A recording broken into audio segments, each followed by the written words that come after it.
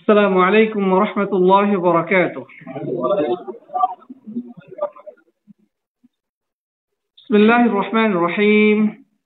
الحمد لله رب العالمين، وصلى الله على سيدنا محمد بن عبد الله وعلى آله وصحبه أجمعين. أما بعد. প্রশংসা ও গুণগান, হামদ এবং তারিফ সেই মহান আল্লাহ রাব্বুল ইজ্জত ওয়াল জালালের দরবারে পেশ করছি, যিনি আজকে আমাদেরকে ঐতিহ্যবাহী জুবাইর দাওয়া এন্ড গাইডেন্স সেন্টারের এই ক্লাস কক্ষে সাপ্তাহিক আকীদা ক্লাসে উপস্থিত হওয়ার তৌফিক দান করেছেন। এই জন্য আমরা তার দরবারে অবনত মস্তকে সবটুকু তাজিম মিশিয়ে কার শুকর তথা কৃতজ্ঞতা বাণী উচ্চারণ করি, পড়ি আলহামদুলিল্লাহ। অতঃপর সালাত সালাম এবং অবারিত শান্তির ধারা বর্ষিত হোক প্রাণপ্রিয় নবী মুহাম্মদ রাসূলুল্লাহ সাল্লাল্লাহু আলাইহি ওয়াসাল্লামের প্রতি। আসুন আমরা প্রিয় নবীর প্রতি হৃদয়ের সবটুকু ভালোবাসা, আবেগ এবং উচ্ছ্বাস মিশিয়ে সালাত সালাম পেশ করি। সকলে পড়ি সাল্লাল্লাহু আলাইহি ওয়াসাল্লাম। মুহতারাম মুআজ্জাজ প্রাণপ্রিয় উপস্থিতি, সম্মানিত সাথী বন্ধুগণ, দাওয়াতের ময়দানে এক অকুতোভয় সৈনিক, আলেমে রব্বানি, মুজাদ্দিদে দ্বীন আল ইমাম মুহাম্মদ ইবনে আব্দুল ওয়াহ্হাব রাহিমাহুল্লাহ কর্তৃক রচিত অনবদ্য গ্রন্থ উসুলুল ঈমান থেকে আমরা ধারাবাহিকভাবে আলোচনা করে আসছিলাম। তো আমরা গত ক্লাসে একটি হাদিসের উপরে আলোচনা শুরু করেছিলাম। তার মধ্যে আমরা সেই হাদিসের প্রথম অংশ নিয়ে আলোচনা করেছি। আজকে আমরা ওই হাদিসের আরেকটু অংশ নিয়ে আলোচনা করব ইনশাআল্লাহ তাআলা, এবং এরপরে হাদিসের আরেকটু অংশ থেকে যাবে, সেটা নেক্সট আমরা আলোচনা করব ইনশাআল্লাহ তাআলা। যে হাদিসটি বর্ণনা করেছেন জাবের ইবনে আব্দুল্লাহ রাদিয়াল্লাহু তাআলা আনহু, এই হাদিসটি অত্যন্ত প্রসিদ্ধ। আল্লাহর নবী সাল্লাল্লাহু আলাইহি ওয়াসাল্লাম সাধারণত জুমার খুতবায় প্রথমে তিনি যেই ভূমিকা দিয়ে শুরু করতেন, মূলত এটা হচ্ছে সেই হাদিস। এই হাদিসে আল্লাহর নবী সাল্লাল্লাহু আলাইহি ওয়াসাল্লাম প্রথমে আল্লাহর প্রশংসা করে এরপরে তিনি যেটা বলতেন, আম্মা বা'দ ফাইন্না খায়রুল হাদিস কিতাবুল্লাহ ওয়া খায়রুল হাদি হাদি মুহাম্মাদিন সাল্লাল্লাহু আলাইহি ওয়াসাল্লাম ওয়া শাররুল উমুরি মুহদাসাতুহা ওয়া কুল্লু মুহদাসাতিন বিদআহ ওয়া কুল্লু বিদআতিন দালালাহ ওয়া কুল্লু দালালাতিন ফিন-নার। এই হাদিসটির অর্থ আমরা গত ক্লাসেও জেনেছি, তারপরে আজকে আবারও বলে দেই, তারপর ইনশাআল্লাহ তাআলা আমাদের উদ্দিষ্ট অংশটুকু নিয়ে সংক্ষেপে আলোচনা করার চেষ্টা করব ইনশাআল্লাহ তাআলা। এই হাদিসটির অর্থ হচ্ছে ফাইন্না খায়রুল হাদিস কিতাবুল্লাহ, নিশ্চয় সবচেয়ে উত্তম বাণী হচ্ছে আল্লাহর কিতাব, অর্থাৎ কোরআনুল কারীম। পৃথিবীতে যত কথা, যত বক্তব্য, যত আলোচনা ইত্যাদি রয়েছে, সবচেয়ে উৎকৃষ্ট, সবচেয়ে শ্রেষ্ঠ, সবচেয়ে মর্যাদাপূর্ণ, সবচেয়ে সুন্দর, সবচেয়ে যৌক্তিক, সবচেয়ে গ্রহণযোগ্য কথা বা বাণী হচ্ছে আল্লাহর কিতাব, কোরআনুল কারীম। কোরআন কারীম কার কালাম? আল্লাহর কালাম, আল্লাহর বাণী। অতএব ওমান আসদাকু মিনাল্লাহি কিলা, আল্লাহর থেকে আর সত্য কথা কার হতে পারে? ওমান আসদাকু মিনাল্লাহি হাদিসা, আল্লাহর থেকে অধিক সত্য কথা আর কার রয়েছে? তিনি যে কথা বলবেন সেটা নিঃসন্দেহে সবচেয়ে সত্য, সবচেয়ে নির্ভুল, সবচেয়ে যৌক্তিক, সবচেয়ে ন্যায়সঙ্গত, সবচেয়ে সুন্দর। এর মধ্যে বিন্দুমাত্র কোনো সন্দেহের অবকাশ নেই। প্রিয় বন্ধুগণ, এরপরে যে কথাটি সেটা খুবই গুরুত্বপূর্ণ। আজকে আমার আলোচনার বিষয় হচ্ছে সেটা হচ্ছে এরপরে নবী করিম সাল্লাল্লাহু আলাইহি ওয়াসাল্লাম বলতেন ওয়া খায়রুল হাদি হাদি মুহাম্মাদিন সাল্লাল্লাহু আলাইহি ওয়াসাল্লাম, যে সর্বশ্রেষ্ঠ হিদায়াত, দিক নির্দেশনা, গাইডেন্স, পথ নির্দেশনা মুহাম্মদ সাল্লাল্লাহু আলাইহি ওয়াসাল্লামের গাইডেন্স বা পথ নির্দেশনা। পৃথিবীতে বিভিন্ন মানুষ বিভিন্নভাবে মানুষকে পথ নির্দেশনা দিয়েছে, এখনো দিচ্ছে, ভবিষ্যতে হয়তো বা দিবে। যুগে যুগে অনেক ধরনের আইডিওলজি মানব জাতি পেয়েছে, পরীক্ষা নিরীক্ষা করেছে এবং তাদের জীবনে অ্যাপ্লাই করেছে, কিন্তু সময়ের ব্যবধানে সব ধরনের আইডিওলজি, সব ধরনের গাইডেন্স, সব ধরনের দিক নির্দেশনা ব্যর্থতায় পর্যবসিত হয়েছে। মানব জাতির কোনো কল্যাণ সাধন করেনি, বরং তাদের উদ্দেশ্য ছিল হয়তো বা সৎ। তারা মানুষকে একটা সুন্দর সমতাপূর্ণ একটা ভালো উৎকৃষ্ট মানের জীবন উপহার দিতে চেয়েছিল, সুন্দর সমাজ ব্যবস্থা গড়ে তুলতে চেয়েছিল, কিন্তু সেগুলো রাসূল করিম সাল্লাল্লাহু আলাইহি ওয়াসাল্লামের হেদায়েত বা দিক নির্দেশনার পরিপন্থী হওয়ার কারণে সেগুলো মুখ থুবড়ে পড়েছে। সেগুলো অধিকাংশই ইতিহাসের ডাস্টবিনে নিক্ষিপ্ত হয়েছে। বর্তমানে কিছু কিছু চালু আছে, কিন্তু সময়ের ব্যবধানে সেগুলো ইতিহাসে রাস্তা করে নিক্ষিপ্ত হবে, এর মধ্যে কোনো সন্দেহ নাই। সে সকল মতবাদের মধ্যে অন্যতম একটি মতবাদ যেটা একসময় বিশ্বকে আলোড়িত করেছিল, সেটি হচ্ছে কমিউনিজমের মতবাদ। রাশিয়ার এই কার্ল মার্কসের মতাদর্শ, লেনিন যেটার প্রতিষ্ঠা করার জন্য রাশিয়াতে রক্তের বন্যা বইয়ে দিয়েছিল, সেখানে মানবতার যে এক ভয়াবহ পতন ঘটেছিল, ইতিহাস তার নির্মম সাক্ষী। কার্ল মার্কস কি চেয়েছিল? সে একটা থিওরি বা সে একটা আইডিওলজি বিশ্ববাসীর সামনে পেশ করেছিল। সেটা হচ্ছে যে সমতার ভিত্তিতে রাষ্ট্র ব্যবস্থা। কথাটা শুনতে দারুণ। সমাজে সবাই সমান থাকবে, কেউ উঁচুতলায় থাকবে, কেউ নিচুতলায় থাকবে, এটা হবে না। কেউ খাবে, কেউ খাবে না, তা হবে না, তা হবে না। এই ধরনের চটকদার স্লোগান নিয়ে সে কিন্তু সেই মতবাদকে বিশ্ব মানবতার সামনে পেশ করেছিল। অর্থাৎ তার উদ্দেশ্য ছিল যে সমাজে বৈষম্য দূরকরণ, সাম্যবাদ প্রতিষ্ঠা করা, সকলের মধ্যে একটা ভারসাম্যপূর্ণ অবস্থা বিরাজ করবে। কেউ খুব বড় কোটিপতি হয়ে যাবে আর কেউ ক্ষুধার জালে ধুকে ধুকে মরবে, এটা হতে পারে না। সবাই খাবে, সবাই পড়বে, সবাই সমানভাবে জীবনযাপন করবে। এই কথাগুলো শুনতে কিন্তু বেশ শুনতে ভালোই লাগে। তো ঠিকই তো, সমাজের মধ্যে সবাই এক সমান সমান সমান জীবনযাপন করবে, এটা অসুবিধাটা কোথায়, তাই না? এটাই তো কমিউনিজমের মূল বক্তব্য। কমিউনিজমের মূল বক্তব্য হচ্ছে সব মানুষ সমান, কোনো পার্থক্য থাকবে না, কোনো বৈষম্য থাকবে না। সবাই কাজ করবে, যে উপার্জন সে করবে সেটা সরকারের কাছে জমা দিবে। সরকার তখন প্রত্যেকের চাহিদা অনুযায়ী সমানভাবে সেই টাকা পয়সাগুলো বা সেই উপার্জনটা বন্টন করে দেবে। একজন যদি 2টা রুটি পায়, পাশের ব্যক্তি ও 2টা রুটি পাবে। মোট কথা এখানে কোনো ভেদাভেদ থাকবে না। প্রিয় বন্ধুগণ, আসলে এই ধরনের থিওরি মানবজাতি পরীক্ষা নিরীক্ষা করেছে, কিন্তু এটা কি আসলে মানবজাতির কোনো সঠিক সমাধান ছিল? না, সেটা ছিল না। যদি তাই না হতো, সেই রাশিয়াতেই সেই কমিউনিস্টের পতন ঘটেছে।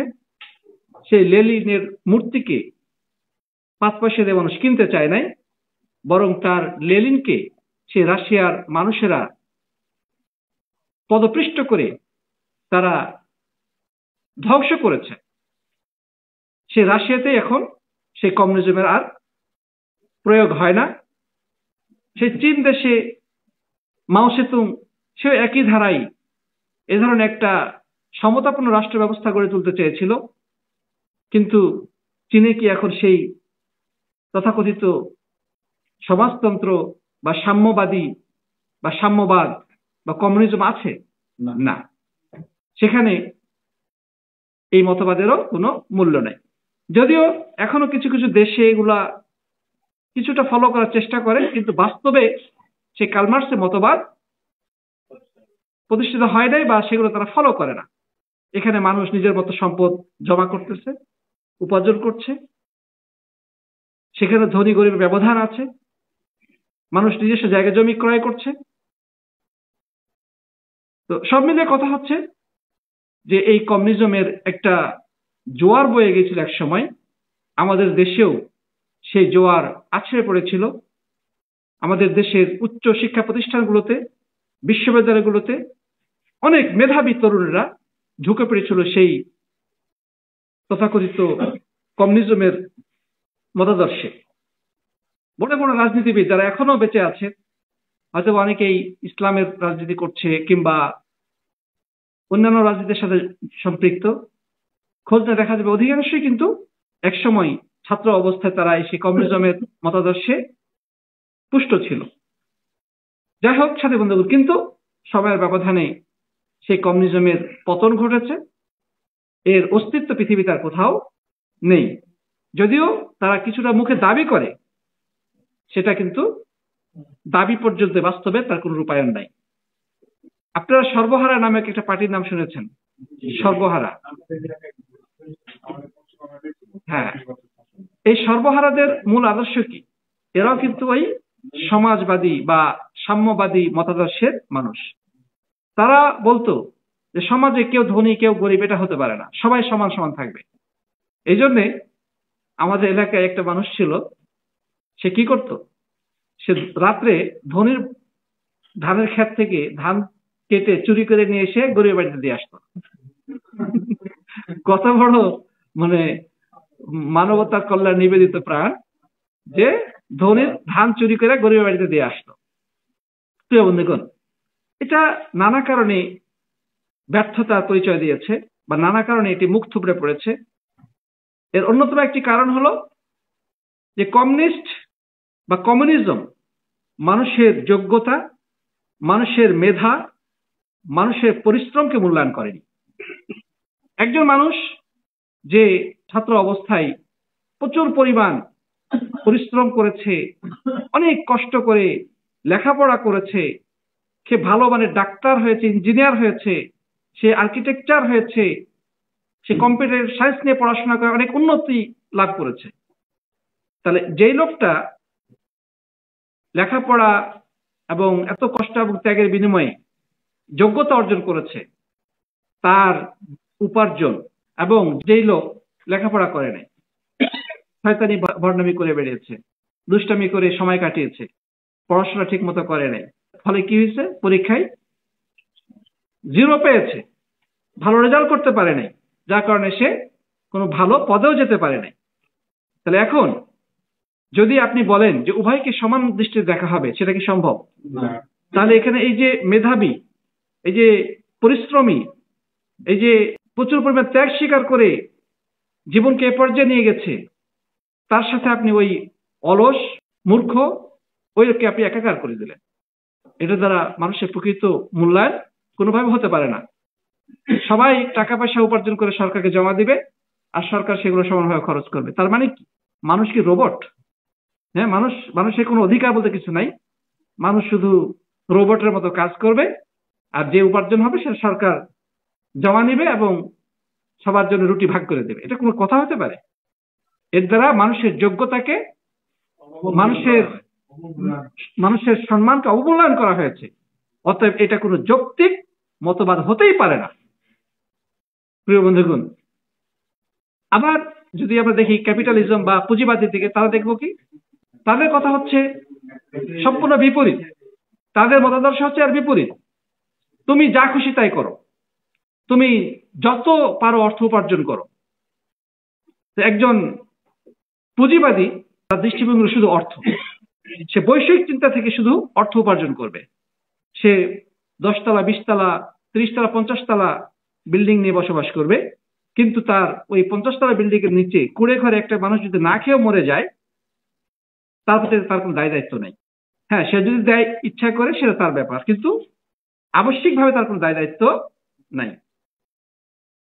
এটাও মানবতার জন্য কোনো কল্যাণকর মতাদর্শ হতে পারে না। এর বিপরীতে ইসলাম কি বলেছে? আল্লাহ নবী সাল্লাল্লাহু আলাইহি ওয়াসাল্লাম যেই আদর্শ বিশ্ব মানবতার সামনে পেশ করেছেন, সেটা তার নিজস্ব কোনো মতবাদ নয়, এটি আল্লাহর পক্ষ থেকে নাজিলকৃত ওহী। সেখানে আল্লাহ সুবহানাহু ওয়া তাআলা মানুষকে স্বাধীনতা দিয়েছে। আহাল্লাল্লাহুল বাই'a ওয়া হাররামার রিবা। আল্লাহ তাআলা ব্যবসাকে হালাল করেছেন, সুদকে হারাম করেছেন। আপনি ব্যবসা করেন, অর্থ উপার্জন করেন, অঢেল সম্পত্তি উপার্জন করেন, কোনো বাধা নাই, ইসলাম বাধা দেয় না। আপনার যোগ্যতা অনুযায়ী আপনি যে কোনো ব্যবসা করে অর্থ উপার্জন করতে পারেন, তবে সুদ ভিত্তিক অর্থনীতির দিকে যাওয়া যাবে না। সুদ সম্পূর্ণ হারাম। ব্যবসা করবেন, ব্যবসা করেন, কিন্তু ব্যবসার মধ্যে হালাল হারাম বেঁচে চলতে হবে। বৈধ ব্যবসা, অবৈধ ব্যবসা। ব্যবসার মধ্যে কিছু নীতি নৈতিকতা শিক্ষা দেওয়া হয়েছে, সেই নীতির বাইরে যাওয়া যাবে না। আর পুঁজিবাদী মতবাদে হালাল হারামের কোনো পার্থক্য নেই, অর্থটাই সেখানে মূল। তাদের টার্গেট শুধুমাত্র অর্থ। সে যে কোনো মূল্যে যে কোনো ভাবে সে অর্থ উপার্জন করতে পারে, সেখানে হালাল হারামের কোনো তোয়াক্কা নেই। সুদ ঘুষের কোনো পার্থক্য নেই, সে যেভাবে পারুক সে অর্থ উপার্জন করতে পারে। প্রিয় বন্ধুগণ, তো ইসলাম হচ্ছে একটি ভারসাম্যপূর্ণ জীবন আদর্শের নাম। অর্থ উপার্জন করবেন, ভালো কথা, কিন্তু একটা পার্সেন্টেজ, নির্দিষ্ট একটা সীমানায় পৌঁছে গেলে, সে সম্পদের একটা নির্দিষ্ট পরিমাণে যখন পৌঁছে যাবে, তখন ইসলাম বলেছে সেখান থেকে একটা পার্সেন্টেজ দিতে হবে গরিব মানুষের জন্য। আর সেটা হচ্ছে যাকাত ব্যবস্থা। যে কারো কাছে যদি 1 বছর ধরে, দীর্ঘ 1 বছর ধরে 85 গ্রাম স্বর্ণ কিংবা তার সমমূল্যের অর্থ, ব্যবসায়িক পণ্য, নগদ ক্যাশ, ব্যাংক ব্যালেন্স ইত্যাদি জমা থাকে, কোনো কাজে তার খরচ না হয়, তাহলে সেখান থেকে শতকরা 2.5 টাকা যাকাত বের করে সমাজের দুস্থ অসহায় মানুষ এবং যে 8টা খাত দেওয়া হয়েছে সূরা তাওবা 60 নম্বর আয়াতে, সেই খাতগুলোতে সে বন্টন করতে বাধ্য। আবশ্যিকভাবে তাকে সেটা দিতেই হবে। যদি সেই অংশটুকু না দেয়, সরকার প্রয়োজনে আইন প্রয়োগ করে তার কাছ থেকে সেটা আদায় করবে। এটা জরুরি। আল্লাহ নবী সাল্লাল্লাহু আলাইহি ওয়াসাল্লাম বলেছেন, তুখাযু মিন আগনিয়াইহিম ওয়া তুরাদ্দু ইলা ফুকারাইহিম। মুআয ইবনে জাবাল রাদিয়াল্লাহু তাআলা আনহু যখন ইয়ামানে যান, তখন নবী আকরাম সাল্লাল্লাহু আলাইহি ওয়াসাল্লাম মুআয বিন জাবালকে বলেছিলেন যে তুমি সর্বপ্রথম তাদেরকে তাওহীদের দাওয়াত দিবে, তাহলে তাওহীদ মেনে নেয় তাহলে নামাজের দাওয়াত দিবে, নামাজ যদি মেনে নেয় তাহলে যাকাতের দাওয়াত দিবে, যে সেই যাকাতের সম্পদটা গরিব ধনীদের থেকে নিয়ে গরিবদেরকে দেওয়া হবে। তো ইসলামের বিধানটা হচ্ছে যে তুমি টাকার পাহাড় গড়ে তোলো, কোনো বাধা নেই, হালাল পন্থায় ব্যবসা করো, হালাল ভাবে তুমি উপার্জন করো, কোটি কোটি টাকা উপার্জন করো, শরীরে কোনো বাধা নেই, তবে তোমাকে সেই সম্পদের হক আদায় করতে হবে, আর সেটা হচ্ছে তাকে যাকাত দিতে হবে। তো সাথী বন্ধুগণ, এইভাবে ইসলাম ভারসাম্য রক্ষা করেছে ধনী এবং গরিবের মাঝে। ধনীরা অঢেল সম্পদ উপার্জন করবে কিন্তু যাকাত বের করবে না, এটা হতে পারে না। বরং রাষ্ট্র যাকাত আদায় করার জন্য বিশেষ একদল কর্মকর্তাকে নিয়োগ দিবে, যারা ধনীদের সম্পদের হিসাব করে সেখান থেকে যাকাত আদায় করবে এবং যাকাতের যে খাতগুলো রয়েছে সেই খাতে সেগুলোকে যথা নিয়মে বন্টন করবে। যদি ধনীরা যাকাত বের করত, ধনীদের যাকাতগুলো নিয়ে গরিবদের বন্টন করা হতো, তাহলে আমাদের বাংলাদেশের কথা বলি, এটা 100% নিশ্চিত যে কোনো মানুষ না খেয়ে মরতো না, কোনো মানুষ শীতে কাতরাতো না, কোনো এতিম অসহায় বিধবা নারী ধুকে ধুকে কষ্টে জীবনযাপন করতো না। সবার মুখে খাবার আসতো, সবার গায়ে কাপড় হতো, সবাই একটু সুন্দর জীবনযাপন করতে পারত। কিন্তু যাকাত ব্যবস্থা থেকে দূরে থাকার কারণে ধনীরা ধনী হয়েই যাচ্ছে, আর গরিবরা দারিদ্রতার জাতাকলে পিষ্ট হয়েই চলেছে। প্রিয় বন্ধুগণ, তো যাই হোক, আমরা যে কথা বলতে যাচ্ছিলাম যে খায়রুল হাদি হাদি মুহাম্মদ সাল্লাল্লাহু আলাইহি ওয়াসাল্লাম, আল্লাহ রাসূল সাল্লাল্লাহু আলাইহি ওয়াসাল্লাম যেই হেদায়েত, যে গাইডেন্স, যে দিক নির্দেশনা দিয়েছেন, এটা হচ্ছে সর্বশ্রেষ্ঠ দিক নির্দেশনা। এর থেকে উত্তম কোন আইডিওলজি, কোন থিওলজি, কোন মতবাদ, কোন মতাদর্শ, কোন দিক নির্দেশনা থাকতে পারে না। প্রিয় বন্ধুগণ, এটি শুধু দুনিয়াবী ক্ষেত্রে নয়, দিন দুনিয়া উভয় ক্ষেত্রে। ইবাদতের ক্ষেত্রে আল্লাহ নবী সাল্লাল্লাহু আলাইহি ওয়াসাল্লামের যে ইবাদতের পদ্ধতি, সর্বশ্রেষ্ঠ পদ্ধতি। তিনি নামাজ পড়েছেন, রোজা রেখেছেন, তিনি মানব সমাজে থেকে মানুষের সাথে জীবনযাপন করেছেন। সত্যিকার অর্থে মানব জাতি তার যদি এই গাইডেন্স গুলো, এই দিক নির্দেশনাগুলো ফলো করে, নিঃসন্দেহে সে একটি সুন্দর ভারসাম্যপূর্ণ জীবনের অধিকারী হবে। এখানে কোনো বাড়াবাড়ির সুযোগ নেই, ছাড়াছাড়ির কোনো সুযোগ নেই। যেখানে যতটুকু প্রয়োজন ততটুকু সে করতে পারবে। তিনজন ব্যক্তি এসে মা জননী আয়েশা রাদিয়াল্লাহু আনহাকে প্রশ্ন করলেন যে, হে আম্মা ইয়া উম্মুল মুমিনিন, রাসূল করিম সাল্লাল্লাহু আলাইহি ওয়াসাল্লামের ইবাদত কেমন ছিল, আপনি আমাদেরকে একটু বিবরণ দিন। তখন তিনি তাদেরকে বিবরণ দিলেন।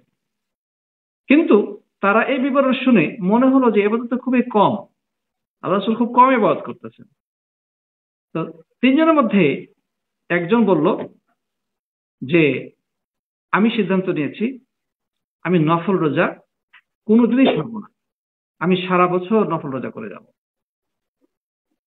আর আরেকজন বললেন, আমি এখন থেকে সিদ্ধান্ত নিলাম আজ রাতে ঘুমাবো না, সারা রাত আমি নফল নামাজ পড়বো।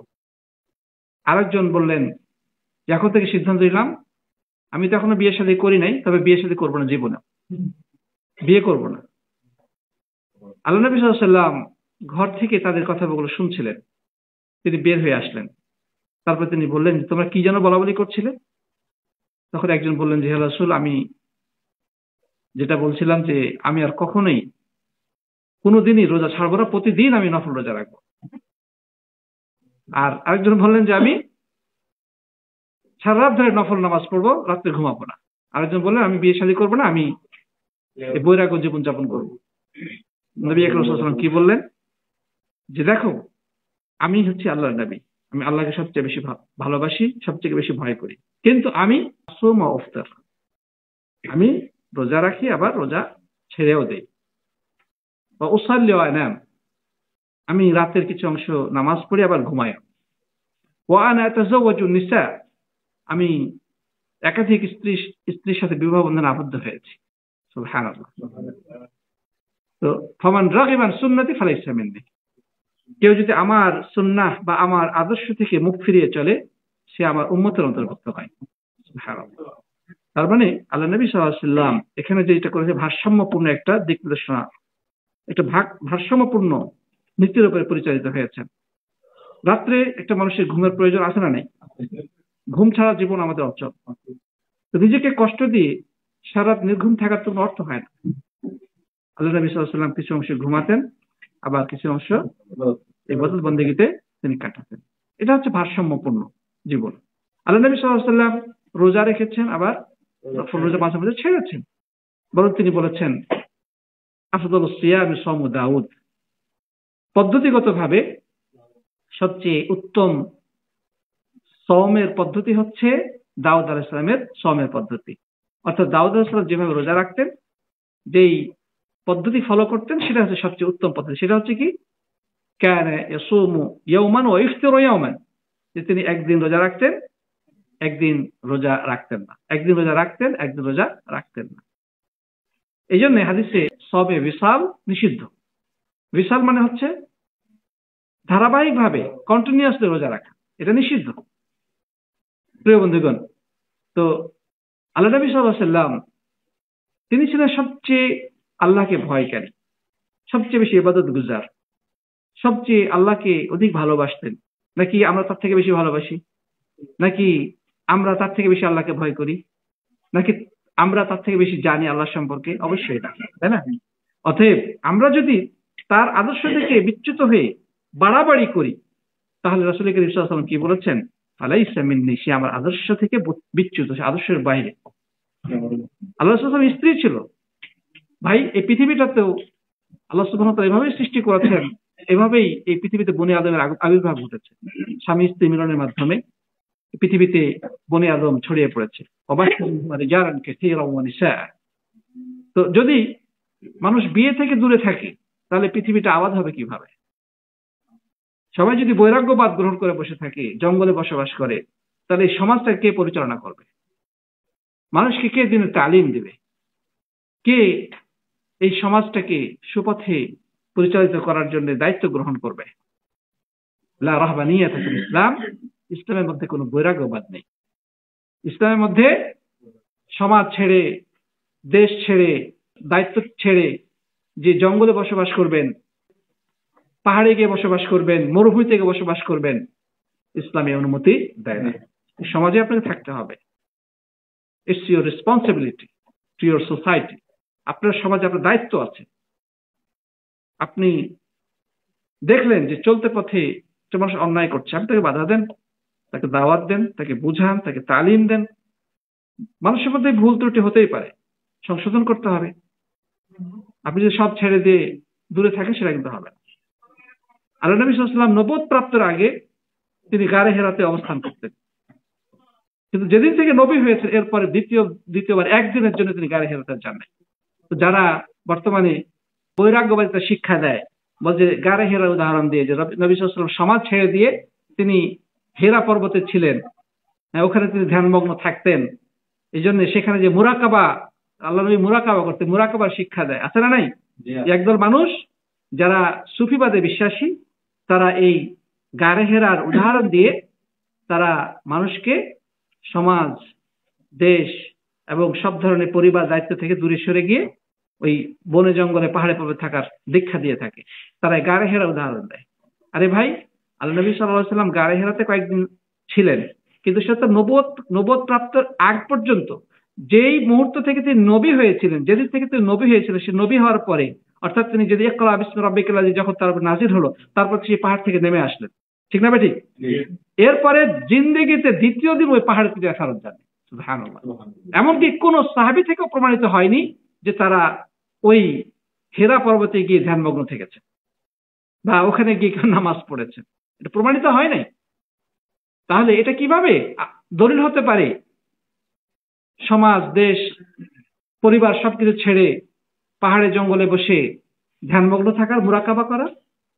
এগুলো হচ্ছে বাতিলপন্থী সুফিদের কথাবার্তা। ইসলামের সাথে এগুলো কোনো সম্পর্ক নাই। তো প্রিয় বন্ধুগণ, তো পৃথিবীতে আমরা যারা রাসূলের অনুসারী, আমাদেরকেও সেই আদর্শেরই অনুসারী হতে হবে।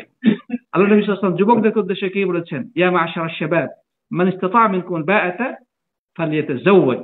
হে যুব সম্প্রদায়, তোমাদের মধ্যে যাদের বিয়ের সামর্থ্য আছে, বিয়ে করার ক্ষমতা তোমাদের রয়েছে, তোমরা কি করো? আল্লাহ নবী সাল্লাল্লাহু আলাইহি ওয়াসাল্লাম সন্তান প্রতিপালনের মর্যাদার কথা বলেছেন। আল্লাহ তাআলা কোরআনে বলেছেন, কু আনফুসাকুম আহলিকুম নারা।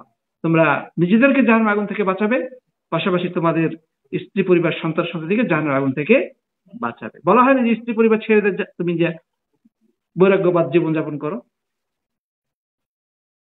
আবু হুরায়রা রাদিয়াল্লাহু আনহু তাকওয়ার পরিচয় দিয়ে কি বলেছেন? যে প্রশ্নকারীকে জিজ্ঞাসা করলেন যে কোন কণ্টকময় পথে তুমি যখন পথ চলো, যেখানে কাঁটা বিছানো আছে, প্রচুর কাঁটা, সেখানে তুমি কিভাবে ওই রাস্তা দিয়ে যাও? তখন প্রশ্নকারী কি বলেছিলেন?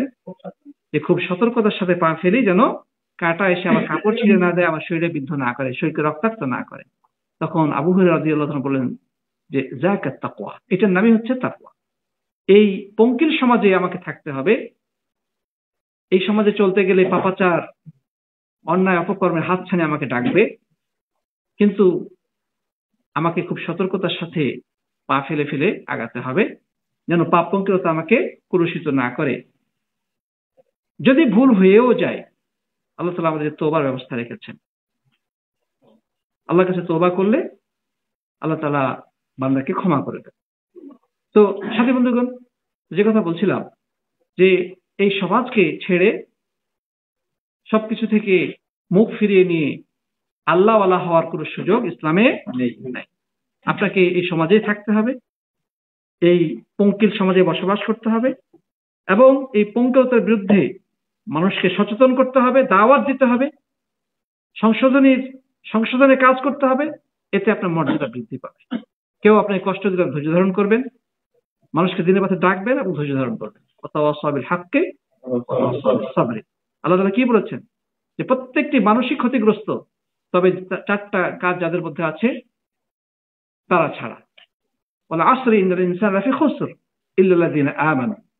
যারা ঈমান এনেছে, ওয়া আমিলুস সালিহাত যারা নেক আমল করেছে। এটি হচ্ছে ব্যক্তিগত পর্যায়ের ইবাদত। আপনি নিজে খুব আমল করতেছেন, দ্বীনের পথে চলতেছেন, আপনি কিন্তু এখনো মুক্তি পাবেন না। আপনি যদি আরো 2টা কাজ বাকি থেকে গেছে, সে 2টা কি? তাওয়াসসাবিল হাক্কি ওয়া তাওয়াসসাবিস সাবরি, হকের দাওয়াত দিতে হবে, সবরের দাওয়াত দিতে হবে। হকের পথে চলতে গেলে সবরের প্রয়োজন আছে, ধৈর্যের প্রয়োজন আছে। আপনি যদি অধৈর্য হয়ে সব ছেড়ে পালায়ে যান তাহলে হবে না।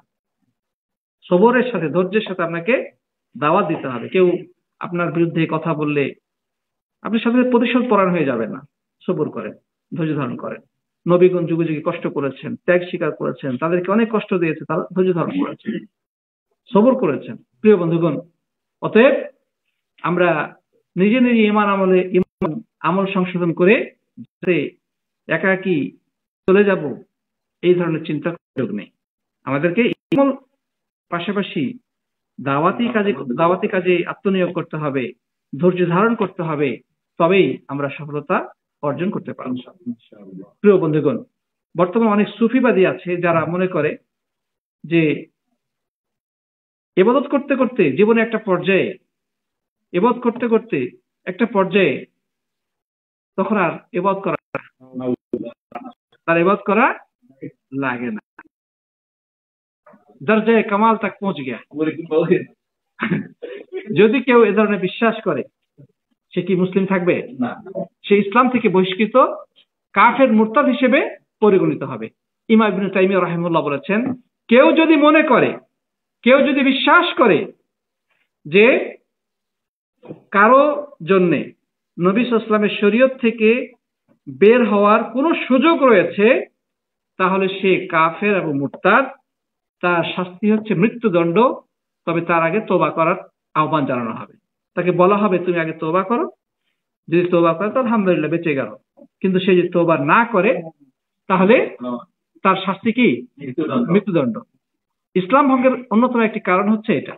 ইসলাম ভঙ্গের যে 10টি কারণ রয়েছে তার মধ্যে এটাও একটা কারণ, যে কেউ যদি মনে করে যে নবী সাল্লাল্লাহু আলাইহি ওয়াসাল্লামের শরীয়ত থেকে বের হওয়ার কোনো সুযোগ রয়েছে, কেউ যদি বিশ্বাস করে যে খিজিরের জন্য এটা বৈধ যে সে মুসার শরীয়ত থেকে আলাদা জীবনযাপন করবে, এটা যেভাবে সঠিক কথা নয়, ঠিক একইভাবে কেউ যদি বলে যে মুহাম্মদ সাল্লাল্লাহু আলাইহি ওয়াসাল্লামের শরীয়ত থেকে কারো বের হওয়ার সুযোগ আছে, উনি অনেক বড় আল্লাহর ওলি, আল্লাহর সাথে তার ডাইরেক্ট হট কানেকশন, অতএব মুহাম্মদ সাল্লাল্লাহু আলাইহি ওয়াসাল্লামের শরীয়ত তার জন্য মানা আবশ্যক নয়, তাহলে সেও ইসলাম থেকে বহিষ্কৃত, মুরতাদ এবং কাফের। ইসলামী শরীয়তের, ইসলামী আদালতের দায়িত্ব হচ্ছে, ইসলামী রাষ্ট্রের দায়িত্ব হচ্ছে তাকে গ্রেফতার করে আদালতে উঠানো হবে। আদালত সবকিছু যাচাই বাছাই করে তাকে সুযোগ দেবে তওবা করার। যদি সে তওবা করে তাকে ছেড়ে দেওয়া হবে, আর যদি সে তওবা করতে অস্বীকৃতি জানায় তাহলে তার শাস্তি হবে কি? মৃত্যুদণ্ড।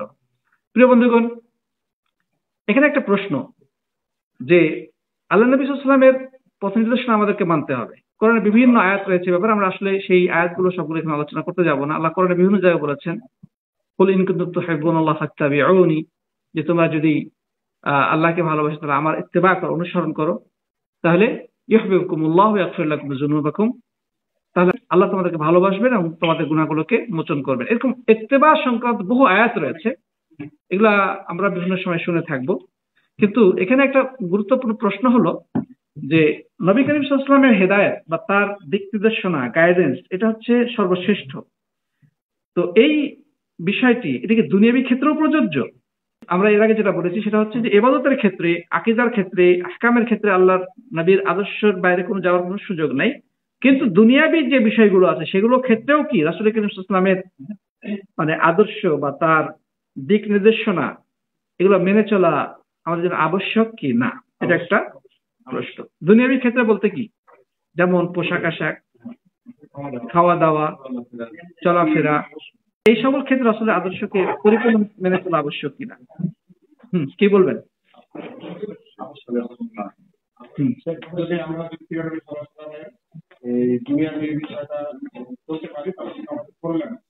যেমন নবী করিম সাল্লাল্লাহু আলাইহি ওয়াসাল্লাম বলেছেন যে তোমরা খাওয়ার সময় এক ভাগ খাওয়া, এক ভাগ পানি খাওয়া, এক ভাগ থাকা। বাস্তবতা যদি আমি বলা পর্যন্ত খাই, আমি কিন্তু বিভিন্ন রকম আমার ঘুম হয় না, আমার পেটে ব্যথা, আমি বলে কোনো অসুবিধা। আপনি বলেন রমেশ ভাই, সুন্দর বলছেন, কি বলবেন? হ্যাঁ,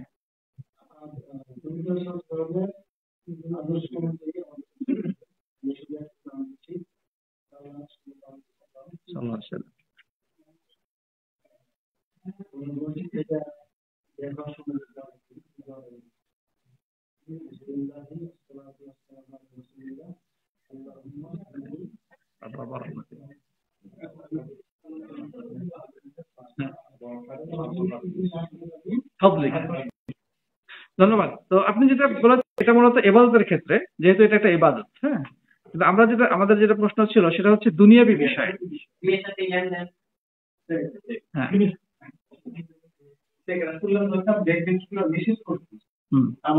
দুনিয়া হোক বা যেটা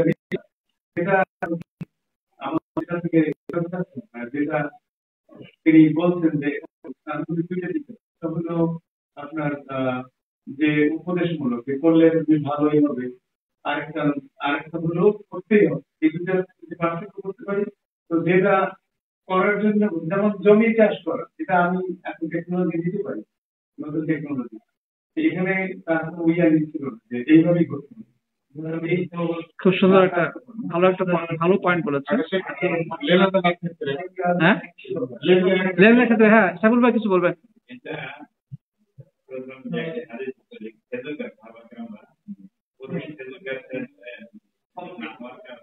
পরাগায়ন, পুরুষ খেজুরের ফুলকে নারী খেজুরের গাছে পরাগায়ন করেনি একবার রাসূল সাল্লাল্লাহু আলাইহি ওয়াসাল্লামের নির্দেশনা অনুযায়ী।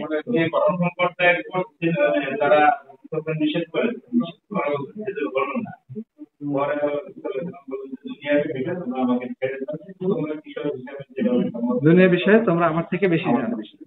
খুব সুন্দর, ভেরি গুড, আপনার খুব চমৎকার আসলে ব্যাখ্যা দিয়েছেন। তো দুনিয়াবি ক্ষেত্রে আমরা যে জিনিসগুলো বলবো, যে আল্লাহ নবী সাল্লাল্লাহু আলাইহি ওয়াসাল্লামের দুনিয়াবি দিক দৃশ্যগুলো কয়েকভাবে বিভক্ত। এক নম্বর হচ্ছে যেগুলো তিনি নিষেধ করেছেন, দুনিয়াবি যে বিষয়গুলো নিষেধ করেছেন, যেমন আমাদের আব্দুল্লাহ ভাই বলেছেন, নিষেধকৃত কোনো কিছু করা দুনিয়াবি বিষয় হলেও সেটা করার কোনো সুযোগ নাই। যেমন কি দুনিয়া বিষয়ে উদাহরণ কে দিবেন? রাসূল সাল্লাল্লাহু নিষেধ করেছেন। হ্যাঁ, নবী করিম সাল্লাল্লাহু আলাইহি ওয়াসাল্লাম হাদিসে বলছে বাম হাতে খাওয়া যাবে না, টাকনুর নিচে কাপড় পরা যাবে না। তারপরে ওই যে লা তালবিসু দিবাজ আল হারির লা তাশরাবু ফি আইনাতি যাহাব ওয়াল ফিদ্দা, যে তোমরা স্বর্ণ এবং রূপের পাত্রে পানাহার করিও না, এবং তোমরা রেশমি পোশাক পরিধান করিও না, মোটা কিংবা চিকন রেশমি পোশাক পরা থেকে বিরত থাকবে। দেখেন, পোশাক পরার বিষয়টি উন্মুক্ত, কিন্তু যেটা নিষেধ করা হয়েছে সেটা করা যাবে না। আপনি যে কোনো ধরনের পোশাক পরতে পারেন, সেটা উলের তৈরি হোক, সুতার তৈরি হোক, বা অন্য যে কিছু থেকে তৈরি হোক না কেন, আপনি স্বাধীনভাবে পরতে পারবেন। তবে শর্ত হচ্ছে যে রেশম কিংবা তুঁতপোকা থেকে তৈরিকৃত যে সুতা, যেটাকে বলা হয় রেশম বা সিল্ক, সেটা পরা যাবে না। কৃত্রিম সিল্ক পরা যাবে, কোনো সমস্যা নেই। তো এটা এখানে নিষেধাজ্ঞা আরোপ করা হয়েছে, এটা করা যাবে। বাকি আপনি সব ধরনের পোশাকই পরতে পারবেন, শুধু ছেলেদের ক্ষেত্রে, মেয়েদের জন্য এটা আবার যায়। আর স্বর্ণ এবং রূপের তৈরি করা পাত্রে খাওয়া যাবে না, পান করা যাবে না, নারী পুরুষ সকলের জন্য, আপনি পোশাক পরেন, কিন্তু কাফেরদের সাদৃশ্য অবলম্বন করা যাবে না, বিধর্মীদের সাদৃশ্য অবলম্বন করা যাবে না। পোশাক যা কিছু পরেন, কিন্তু এমন টাইট ফিট পোশাক পরা যাবে না যার কারণে পোশাকের যেটা মূল উদ্দেশ্য সেটা ব্যাহত হয়। যেমন পোশাক উদ্দেশ্য হচ্ছে লজ্জাস্থান ছেলেকে ঢেকে রাখা, কিন্তু যদি কেউ এমন টাইট ফিট পোশাক পরে যে তার লজ্জাস্থানগুলো আরো উন্মোচিত হয় বা ভেসে ওঠে, তাহলে সেটা না যায়। এমন পাতলা পোশাক পরতেছে যে চামড়া দেখা যাচ্ছে, এটা হারাম। হ্যাঁ, যে তার লজ্জাস্থানগুলো দেখা যাচ্ছে, সেটা অবশ্যই হারাম। তারপরে বিপরীত লিঙ্গের পোশাক পরা যাবে না, নারীরা পুরুষদের পোশাক আশাক, জুতা জামা ইত্যাদি পরিধান করতে পারবে না, আর নারীরা পুরুষদের জুতা জামা পোশাক আশাক পরিধান করতে পারবে না, তাদের লাইফস্টাইল ফলো করতে পারবে না। পুরুষরা যেভাবে কথা বলে, যেভাবে হাঁটা চলাফেরা করে, নারীদের জন্য ইচ্ছাকৃতভাবে সেটা করা যায়। অনুরূপভাবে নারীদের ক্ষেত্রেও এ ধরনের সাদৃশ্য অবলম্বন করার কোনো সুযোগ নেই। নারী পুরুষ সকলের জন্য একে অপর বিপরীত লিঙ্গের পোশাক আশাক, কথা বলার স্টাইল, চলার স্টাইল হ্যাঁ, এগুলো সাদৃশ্য অবলম্বন করার সুযোগ নাই। এইভাবে করে প্রিয় বন্ধুগণ, ইসলাম আমাদের কিছু দিক নির্দেশনা দিয়েছে, রাসূল করিম সাল্লাল্লাহু আলাইহি ওয়াসাল্লাম কিছু আমাদেরকে গাইডেন্স দিয়েছে, আমাদেরকে সেটা ফলো করতে হবে। বাকি আপনি যে দেশে বসবাস করছেন, যে সমাজে আপনি জীবনযাপন করছেন, সেই সমাজের সাথে সঙ্গতি রেখে পোশাক পরবেন। সমাজের সাথে সঙ্গতি রেখে কি করবেন? পোশাক। আপনি আমেরিকার মানুষ, আমেরিকায় থাকছেন, আমেরিকার লাইফস্টাইল আপনি অনুসরণ করবেন, শর্ত হচ্ছে যতক্ষণ পর্যন্ত শরীয়তের সাথে সাংঘর্ষিক না হবে। কথা বোঝা গেছে? এই শর্তগুলো ঠিক রেখে আপনাকে, টাকা নিচে প্যান্ট পরা যাবে না, বিপরীত লিঙ্গের সাথে সম ইত্যাদিগুলো, ধর্মীয় পোশাক পরা যাবে না ইত্যাদি। এদের জন্য আমাদের পাক ভারত উপমহাদেশে যে পোশাকের পদ্ধতি, যে পোশাকের যে আপনার যে ধরন, সেগুলো আরবদের ধরন থেকে আলাদা, ঠিক না? ঠিক, আরবদের ধরন থেকে আলাদা। রাসূল করিম সাল্লাল্লাহু আলাইহি ওয়াসাল্লাম কি এই ধরনের পাঞ্জাবি পরেছেন কখনো? জুব্বা ছিল, লম্বা চাদর পরেছেন, রাসূল করিম সাল্লাল্লাহু আলাইহি ওয়াসাল্লাম চাদর পরেছেন, লঙ্গি। তো খাওয়ার ব্যাপারটা রাসূল সাল্লাল্লাহু আলাইহি ওয়াসাল্লাম কদু পছন্দ করতেন। কদু। এখন আপনি যদি কদু পছন্দ করেন, রাসূলের ভালোবাসা, রাসূলের প্রতি ভালোবাসা রেখে, গুড, ভালো, আপনি নিয়ত কারণে সওয়াব পাবেন। কিন্তু কেউ যদি বলে আমার কদু ভালো লাগে না, অন্য কিছু ভালো লাগে, তাহলে এটা তার জন্য জায়েজ আছে, সে অন্য যেটা ভালো লাগে সেটা সে খেতে পারে, ঠিক না? ঠিক। রাসূল করিম সাল্লাল্লাহু আলাইহি ওয়াসাল্লাম খেতে বসেছেন, একই সাথে তার এক সাহাবীকে, রাসূল সাল্লাল্লাহু আলাইহি ওয়াসাল্লাম এবং এক সাহাবী দাওয়াত খেতে গিয়েছেন। তো তাদের দস্তরখানে দেওয়া হয়েছে সান্ডা। সান্ডা মানে গুই সাপ জাতীয় একটা প্রাণী, এটা মরুভূমিতে পাওয়া যায়। গুই সাপের মতো, কিন্তু গুই সাপ না আবার, গুই সাপ না, গুই সাপের মতো, যেটা আরব সাধারণত মরুভূমিতে পাওয়া যায়। তো রাসূল করিম সাল্লাল্লাহু আলাইহি ওয়াসাল্লাম এক সাহাবীর বাড়ি দাওয়াত খেয়ে গিয়েছেন, তার সাথে আরেকজন সাহাবী আছে। তো তাদের পাত্রে এই সান্ডা দেওয়া হয়েছে খাওয়ার জন্য। তো ওই সাহাবী খাওয়া শুরু করেছেন, নবী করিম সাল্লাল্লাহু আলাইহি ওয়াসাল্লাম হাত লাগাচ্ছেন না, তিনি খাচ্ছেন না। তখন তাকে প্রশ্ন করা হলো যে, হে রাসূল, আপনি খাচ্ছেন না, এটা কি হারাম? তিনি বললেন যে এটা হারাম নাই, কিন্তু আমার রুচিতে হয় না, কারণ আমাদের এলাকায় এটা পাওয়া যায় না, আমাদের এলাকায় কেউ খায় না, এটা আমার রুচিতে বাধে। এখন বিষয়টা এটা অনুমোদিত প্রমাণিত হয়ে গেল যে কেউ ইচ্ছা করে সান্ডা খাইতে পারে যদি তার রুচিতে আসে, যদি রুচি না আসে খাবে না। এরকম অনেক কিছুই আছে হালাল জিনিস, আপনার রুচিতে আসলে খাইবেন, না হলে খাবেন না। হ্যাঁ, কুচিয়া খাওয়া বা সাগরের প্রাণী যেগুলো আছে সেগুলো খাইতে পারেন, যদি আপনার রুচিতে হয়, না রুচি না হলে খাবেন না। এরকম প্রিয় বন্ধুগণ, আল্লাহ রাসূল সাল্লাল্লাহু আলাইহি ওয়াসাল্লাম চাদর পরেছেন, লুঙ্গি পরেছেন। এখন লুঙ্গি পরে যদি আপনি সব জায়গায় চলাফেরা করেন, তাহলে কিন্তু এটা হবে না, কারণ প্রত্যেকটা দেশের একটা নিজস্ব কালচার আছে। এখন লুঙ্গি পরেই আপনাকে সব জায়গায় যেতে হবে, ইসলাম এটা বাধ্য করে নাই। আপনার সঙ্গে চাদর পড়তে হবে সবসময়, ভিতরে আপনি এই পাঞ্জাবি জুব্বা পড়তে হবে, এটা কিন্তু বলা হয়নি। সব মিলে কথা হচ্ছে সাথী বন্ধুগণ, রাসূল করিম সাল্লাল্লাহু আলাইহি ওয়াসাল্লামের নির্দেশনাগুলো আমাদের যে দুনিয়াবী ক্ষেত্রে ফলো করার কথা হচ্ছে, যেগুলোতে নিষেধ করেছেন সেগুলো আবশ্যিকভাবে পালন করা জরুরি, আর যেগুলো থেকে চুপ থেকেছেন, নীরবতা অবলম্বন করেছেন, নিষেধ করেন না, সেগুলো আপনি স্বাধীনভাবে ব্যবহার করতে পারেন, এতে কোনো আপত্তি নাই, এতে কোনো কি নাই, আপত্তি নাই। তো যাই হোক, আমার কথা লম্বা করবো না। আশা করি আমরা মোটামুটি ধারণা পেয়েছি যে রাসূল করিম সাল্লাল্লাহু আলাইহি ওয়াসাল্লামের যে আদর্শ, সেটা হচ্ছে সর্বশ্রেষ্ঠ আদর্শ। তার আদর্শকে যদি ফলো করি, তবেই আমাদের জীবনে আমরা উন্নতি সাধন করতে পারবো, দুনিয়াতে এবং আখিরাতে। দুনিয়ার জীবনটা হবে সুখময়, মৃত্যুর পরবর্তী জীবন হবে কণ্টক মুক্ত এবং নিরাপদ। আল্লাহ তাআলা কোরআনের মধ্যে কথাই বলেছেন, লাকাদ কানা লাকুম ফি রাসূলিল্লাহি উসওয়াতুন হাসানাহ, রাসূলের মধ্যে রয়েছে তোমাদের জন্য উত্তম আদর্শ, উত্তম আইডিওলজি। সুতরাং যদি ফলো করতে হয়, রাসূল করিম সাল্লাল্লাহু আলাইহি ওয়াসাল্লামকে ফলো করতে হবে। কাউকে যদি মডেল মানতে চান, আদর্শ মানতে চান, রাসূল করিম সাল্লাল্লাহু আলাইহি ওয়াসাল্লামকে আদর্শ মানেন, আপনার জীবন সফল হয়ে যাবে ইনশাআল্লাহ। আল্লাহ তাআলা আমাদের সবাইকে প্রিয় নবী সাল্লাল্লাহু আলাইহি ওয়াসাল্লামের আদর্শ অনুযায়ী, তার দেখানো পথ অনুযায়ী, তার সুন্নাহ অনুযায়ী জীবন পরিচালনা করার তৌফিক দান করুন আল্লাহুম্মা আমিন। আল্লাহ যেন আমাদের সব ধরনের ভ্রান্ত মতবাদ থেকে হেফাজত করুন, পড়ি আল্লাহুম্মা আমিন।